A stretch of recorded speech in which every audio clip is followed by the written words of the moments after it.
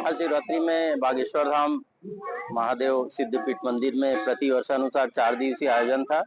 प्रथम दिवस में जो बागेश्वर का अवतार है, बागेश्वर का जो माता पार्वती और भगवान भोलेनाथ ने बाघ का अवतार और माता पार्वती ने जो गाय का अवतार लिया था, उनका सचित्र विवरण ये कथानक के माध्यम से दर्शाया गया है। एवं जो उनकी मूर्तियां थी, जो बाघ स्वरूप शिव की मूर्ति एवं गाय स्वरूप माता पार्वती की मूर्ति मंदिर के अग्रभाग एंट्रेंस में स्थापित की गई है। विधिवत रूप से पूजा करके 3 दिनों तक के संस्कारधानी वासियों की, महिलाओं, बच्चों और धर्म प्रेमी जनता ने पार्थिव शिवलिंग का निर्माण किया।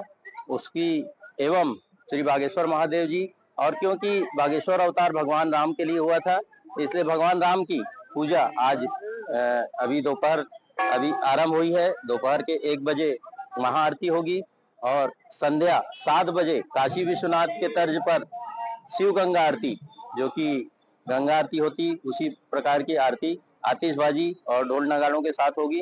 बागेश्वर महादेव जो कि 80 साल पुराना सिद्धपीठ मंदिर है, यहाँ पे भक्तों की हर मनोकामना पूरी होती है। यहाँ पे दर्शन के लिए आए और अपनी मनोकामना पूर्ण करें। चलिए संकल्प करना है।